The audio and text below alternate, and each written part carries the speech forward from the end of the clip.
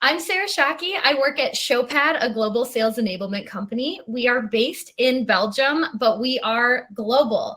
And since I've been working here for almost 4 years, I've realized that there's a lot of shortcuts that you can do when working with global English, which our help center, help.showpad.com, is all global English. We have translations, but I've learned tricks along the way. So instead of slides, I'm a writer illustrator. So I have these big giant drawings. So this is global English, tips and tricks for simplicity and cross-cultural communication.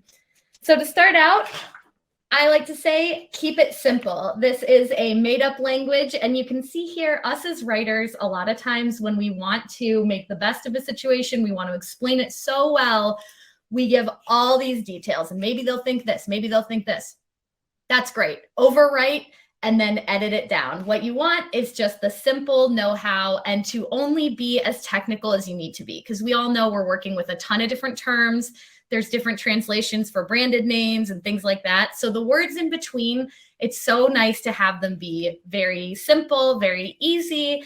And it brings me to my next point. Avoid idioms. They're so cute and they're so fun, but the definition of idiom is literally a group of words established by usage as having a meaning not deducible from those of the individual words. So basically every company and every country and every area has their own little idioms that are very fun to say, but as soon as you say raining cats and dogs or cool as a cucumber, a lot of times you'll get some confused looks from your coworkers, which I have plenty of times. So I always recommend have a non-first language reader when you put something out, because you'll never know when there's a phrase that you use that's so common to you. And I have a great story about that where our wonderful CEOs gave a speech. And they were talking about how we were a growing company and things were going well, but along the way you may encounter some child's diseases, to which the entire Chicago company gasped and looked at each other. And there was one Belgian woman in the crowd who started laughing, and she said, they mean growing pains. So child's diseases can mean growing pains. We all found that out together and had a big laugh about it. But also, people reading your help center might not know those little intricacies, and it's best to keep it simple. My best advice has always been your tone in global English should be 3 things: clear and useful and human.